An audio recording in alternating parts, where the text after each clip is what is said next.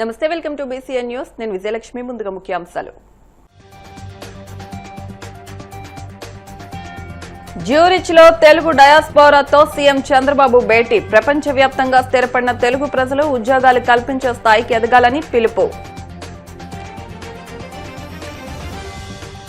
బ్యూలర్ India chairman Deepak, Synergetic MD Jose మెలడోల్తో మంత్రి లోకేష్ భేటీ. వ్యవసాయ ఎగుమతుల క్లస్టర్లకు మద్దతు, పోర్టులో హైడ్రోజన్ కో పైలట్ వాహనాల అభివృద్ధికి వినతి.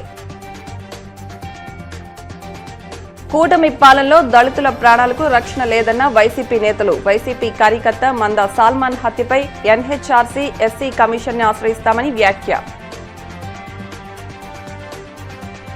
వాడపల్లి వెంకన్న ఆలయంలో ప్రత్యేక పూజలు. మంగళ వాయిద్యాల నడుమ శ్రీ స్వామి అమ్మవార్లకు మేలుకొలుపు సేవ, ఈశ్వరలక్ష్మి హోమం. ప్రపంచవ్యాప్తంగా స్థిరపడిన తెలుగు ప్రజలు ఉద్యోగాలు చేసే స్థాయి నుంచి ఉద్యోగాలు కల్పించే స్థాయికి ఎదగాలని, అప్పుడే తెలుగు జాతి సంపూర్ణంగా అభివృద్ది చెందినట్లు తాను భావిస్తానని ముఖ్యమంత్రి చంద్రబాబు ఆకాంక్షించారు. దావోస్ పర్యటనలో భాగంగా తొలి రోజు జ్యూరిచ్ లో ఏర్పాటు చేసిన తెలుగు డయాస్పోరా కార్యక్రమంలో ఆయన పాల్గొన్నారు.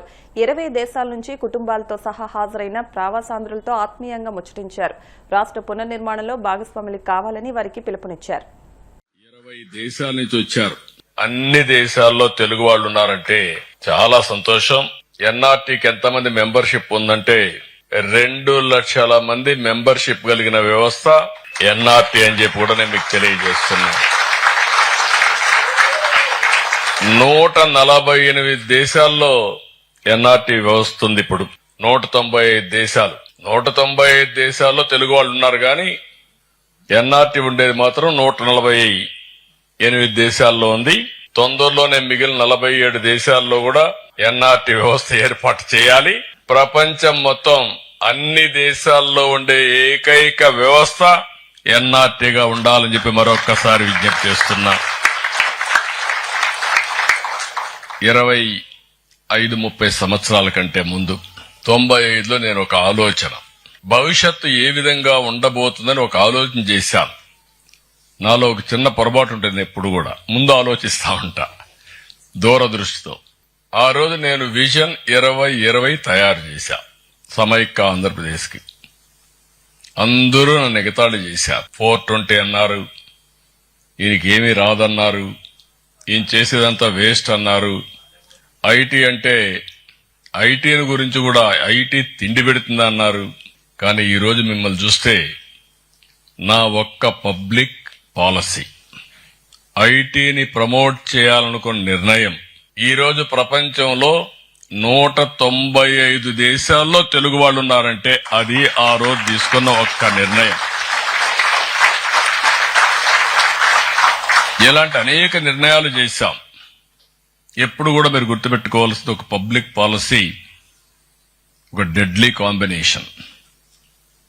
పబ్లిక్ పాలసీ చేయడమే కాదు, దాన్ని అమలు చేయాలి, ఎగ్జిక్యూషన్ కూడా చేయాలి. ఈ రోజు మీరు ఒక్కసారి చూస్తే ఇండియాకు కొన్ని అడ్వాంటేజెస్. ఒకటి, ఆర్థిక సంస్కరణలు 1991లో ప్రారంభించాం. That is the biggest advantage. అది కూడా ప్రారంభించింది మన తెలుగు బిడ్డ పివి నరసింహరావు గారు. దేశానికి ఒక దశ దిశ నిర్దేశించాం. ఆ తర్వాత మీరు చూస్తే సరే, ఇప్పుడే అందరూ మాట్లాడారు. ఈరోజు ఎన్టీ రామారావు గారు తెలుగు జాతి ఉన్నంత వరకు తెలుగు వారి గుండెల్లో శాశ్వతంగా ఉండే ఏకైక నాయకుడు ఎన్టీఆర్. నిన్నే 30వ వర్ధంతి కూడా చేసుకున్నాం. రెండో అడ్వాంటేజ్, అరౌండ్ 95 mid-90s లో టెక్నాలజీ అడ్వాంటేజ్ తీసుకున్నాం. ఫస్ట్ మూవర్ అడ్వాంటేజ్ మనం తీసుకున్నాం. మూడోది, ఈరోజు మీరు అందరూ గుర్తుపెట్టుకోవాలి, డెమోగ్రఫిక్ డివిడెంట్ అడ్వాంటేజ్ ఉండే ఏకైక దేశం భారతదేశం. ఒకప్పుడు జర్మనీకి ఎవరు వచ్చేవాళ్ళు కాదు, చాలా అడ్వాన్స్డ్ లో ఉండేవాళ్లు. టెక్నాలజీ అంటే జర్మనీ. ఇప్పటికి మనం 4th లార్జెస్ట్ ఎకానమీకి వచ్చాం. మొన్నే ఇప్పుడిప్పుడే జపాన్ క్రాస్ చేశాం. తొందరలో జర్మనీని క్రాస్ చేయబోతున్నాం. 2028కి భారతదేశం 3rd లార్జెస్ట్ ఎకానమీగా ఉంటుంది. 2038కి భారతదేశం 2nd లార్జెస్ట్ ఎకానమీ అవుతుంది. 2047కి మీరు గుర్తుపెట్టుకోండి, నెంబర్ 1 ఎకానమీ కావాలనేది మనందరి ఆలోచన, ధ్యేయం. ఇది చూసినప్పుడు ఆ రోజు తీసుకున్న నిర్ణయాలు, ఈరోజు ఇంకొక పక్కన ఇండియాకు ఒక స్ట్రాంగ్ లీడర్షిప్ ఉంది, నరేంద్ర మోడీ. ఈరోజు మీరు ఆ నాయకత్వాన్ని మనం చూసినప్పుడు right time, right leader, right place, that is Narendra Modi as prime minister of India. Food security technology, food processing రంగాల్లో అంతర్జాతీయంగా 140 దేశాల్లో సప్లై చైన్ ఇంటిగ్రేషన్ కలిగి ఉన్న బ్యూలర్ గ్రూప్ ఎగ్జిక్యూటివ్ బోర్డు సలహాదారు బ్యూలర్ ఇండియా చైర్మన్ దీపక్ మానేతో మంత్రి లోకేష్ భేటీ అయ్యారు. స్విట్జర్లాండ్లోని జ్యూరిక్ లో నిర్వహించిన ఈ సమావేశంలో లోకేష్ మాట్లాడుతూ రాష్ట్రంలో Buhler foods and grain technology application సెంటర్ను ఏర్పాటు చేయాలని కోరారు. పైలట్ ట్రయల్స్, ప్రొడక్ట్ లోకలైజేషన్ ద్వారా ఏపీలోని వ్యవసాయ ఎగుమతుల క్లస్టర్లకు మద్దతు ఇవ్వాలని విజ్ఞప్తి చేశారు. స్పెయిన్ కు చెందిన ఎవల్యూషన్ సినర్జెటిక్ ఆటోమోటివ్ ఎస్ఎల్ సంస్థ ఎండీ జోస్ మెలడోతోనూ మంత్రి లోకేష్ సమావేశమయ్యారు. Green hydrogen, zero emission vehicles లో అంతర్జాతీయ స్థాయి భాగస్వామ్యాలను బలోపేతం చేసేందుకు ఆసక్తి కనబరుస్తున్నామని తెలిపారు. కాంప్లెక్స్ వెహికల్స్, మొబిలిటీ సిస్టమ్స్ అభివృద్దిలో ప్రత్యేకత కలిగిన ఏఓ సంస్థ ఆధ్వర్యాన వైజాగ్, కాకినాడ పోర్టులో హైడ్రోజన్ టెర్మినల్ ట్రాక్టర్స్, పైలట్ వాహనాలను అభివృద్ది చేయాలని కోరారు. పోలీసుల నిర్లక్ష్య వైఖరితోనే మందా సాల్మాన్ హత్య జరిగిందని సీఎం చంద్రబాబు కుట్రతోనే పక్కా పథకం ప్రకారం సాల్మాన్ని అతి దారుణంగా పట్టపగలు ఇనుపరాడ్లతో కొట్టి చంపారని వైసీపీ నాయకులు తీవ్రస్థాయిలో మండిపడ్డారు.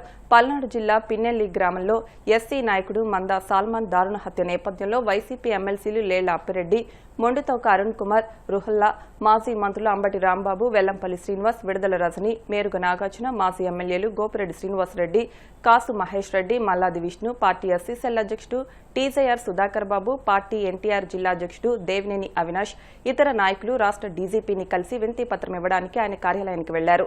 రాష్ట్రంలో దిగజారిపోతున్న శాంతి భద్రతలు, ఎస్సీలపై జరుగుతున్న దాడులపై డీజీపీ కార్యాలయం వెలుపల మీడియాతో మాట్లాడారు.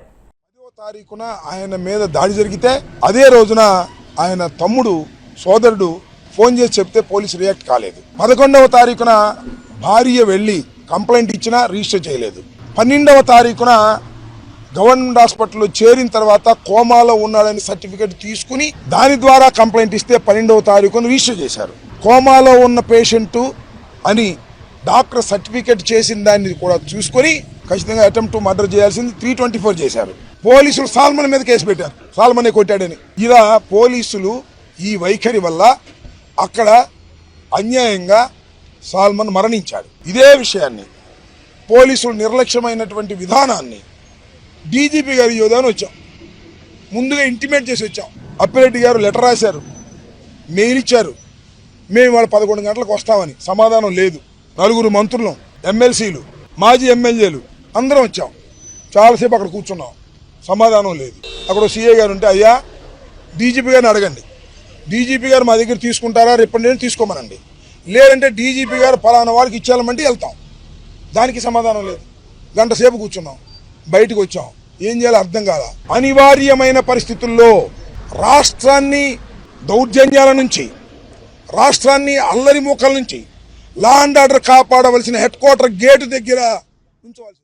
రాష్ట్రంలో మనం చూస్తా ఉన్నాము, కూటమి ప్రభుత్వం ఏర్పడిన దగ్గర నుంచి మరి 20 నెలలుగా చంద్రబాబు నాయుడు గారు ఇచ్చినటువంటి ఎజెండా ఏంటి? పోలీసులకి రెడ్ బుక్ అనేది వైఎస్ఆర్ కాంగ్రెస్ పార్టీ వాళ్ళ మీద ఇంప్లిమెంట్ చేయమని. పోలీసులు ఈ రెడ్ బుక్ అనేటువంటి పేరుతో వైఎస్ఆర్ కాంగ్రెస్ పార్టీ నాయకుల మీద, కార్యకర్తల మీద, ముఖ్యంగా మా ఎస్సీ, బీసీ, ఎస్టీ మైనారిటీలను దగ్గరుండి ఊళ్ళల్లో ఇళ్ల మీద పడి హత్యలు చేస్తూ ఏ విధంగా చంపుతున్నారో రాష్ట్ర ప్రజలందరూ కూడా చూస్తున్నారు. పోలీసులు దగ్గరుండి ఈ టీడీపీ వాళ్ళు గూండాల్లాగా ఇళ్ల మీద పడి చంపుతూ ఉండడము, ఈ హత్యలు జరుగుతుండడం మనం చూస్తా ఉన్నాము. మా పల్నాడు జిల్లాలో మీరు చూశారు, ఈ మందా సాల్మన్ని ఏ విధంగా అక్కడ ఉన్నటువంటి టీడీపీ వాళ్ళు ఇళ్ల మీద పడి తన తలని రాడ్లతో పగలగొట్టి ఏ విధంగా చంపారో మనం చూసాము. ఇలాంటి ఈ రెడ్ బుక్ కి బలైన వాళ్ళు ఎంతో మంది ఉన్నారు మరి 20 నెలలుగా. మరి వీళ్ళందరి మీద కూడా మనం చూసినట్టయితే ఇవన్నీ ప్రభుత్వ హత్యలుగానే భావించాల్సినటువంటి అవసరం ఉంది. ఎందుకంటే పోలీసులు చోద్యం చూస్తున్నారు. ఇలా హత్యలు జరిగినా, ఇలా ఏం జరిగినా కూడా పట్టి పట్టనట్టు, పైగా ఎవరైతే దాడికి గురయ్యారో వాళ్ళ మీద కేసులు పెడుతున్నారు. ఈరోజు పోలీస్ స్టేషన్ల పరిస్థితి ఏంటి? రాష్ట్రంలో ఏ సామాన్యుడు గాని పోలీస్ స్టేషన్కి వెళ్ళి ఒక కంప్లైంట్ ఇస్తే ఆ ఎమ్మెల్యే గాని, ఆ మినిస్టర్ గాని, అక్కడ ఉన్నటువంటి మినిస్టర్ గాని, లేదా చంద్రబాబు నాయుడు గారు ఆఫీస్ నుంచి చెప్తే గానీ ఎఫ్ఐఆర్ కట్టే పరిస్థితి లేదు. రాష్ట్ర చరిత్రలో పేదవాడు ధైర్యంగా బ్రతకటానికి అవకాశం లేనటువంటి ప్రభుత్వం ఆంధ్రప్రదేశ్ లో నడుస్తా ఉందని చెప్పడానికి సిగ్గుపడతా ఉన్నాం. ఎన్నికలు జరిగి ఎంతకాలం అయింది, ప్రభుత్వం వచ్చి ఎంతకాలం అయింది. దళితుడు పేదవాడు ఈరోజు ఊళ్ళు విడిచి పలాయనం చిత్తపించాల్సిన పరిస్థితి ఈ ప్రభుత్వం ఎందుకు తీసుకొచ్చిందో దానికి సమాధానం ఎవరు చెప్తారో చెప్పాలని చెప్పి ఈరోజు మీ ద్వారా డిమాండ్ చేస్తా ఉన్నాం. ఈరోజు మందా సాల్మన్ హత్య ప్రభుత్వ హత్య. ఈ హత్యను ప్రేరేపించిన వాళ్ళు కారకులు ప్రభుత్వం. దీనిని వెంటనే సిబిఐ ఎంక్వైరీ చేయాలని డిమాండ్ చేస్తా ఉన్నాం. హత్య జరిగినటువంటి తీరు ప్రభుత్వంలో ఉన్నటువంటి వ్యవస్థ కూడా చేతులు కలిపిందంటే మందా సాల్మన్ అనే వ్యక్తి భార్యకు బాగాపోతే ఎన్నికలైన తర్వాత ఊరు విడిచి మీ అఘాయిత్యాలకు భయపడి వేరే ప్రాంతంలో బ్రతుకుతాకు వచ్చి భార్యను చూస్తాకు వస్తే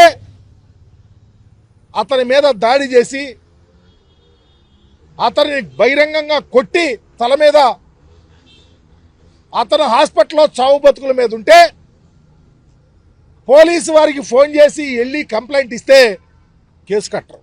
ఎవరైతే హత్య చేశారో వాళ్ళు కౌంటర్ కంప్లైంట్ ఇస్తే అది సాల్మన్ మీద, మందా సాల్మన్ మీద, చావు బతుకుల మీద ఉన్నవాడి మీద 324.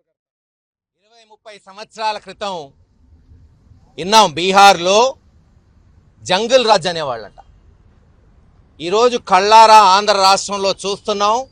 ఆంధ్ర రాష్ట్ర ప్రజలు అనుభవిస్తున్నారు.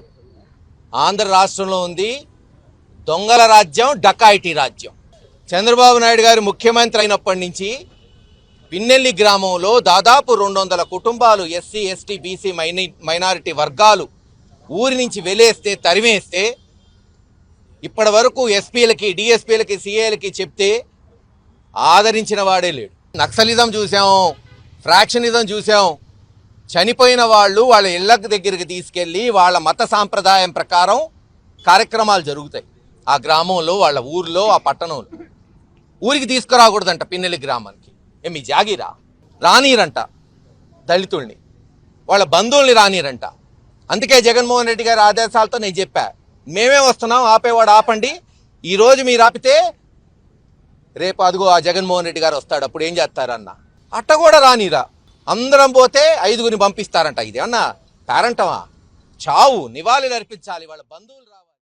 కోనసీమ తిరుమలగా వర్ధిల్లుతున్న వాడపల్లి శ్రీ వెంకటేశ్వర స్వామి ఆలయంలో మంగళవారం ప్రత్యేక పూజలు వైభవంగా నిర్వహించారు. మంగళ వాయిద్యాల నడుమ శ్రీ స్వామి అమ్మవార్లకు మేలుకొలుపు సేవను నిర్వహించిన అనంతరం ఐశ్వర్య లక్ష్మి హోమాన్ని జరిపించారు.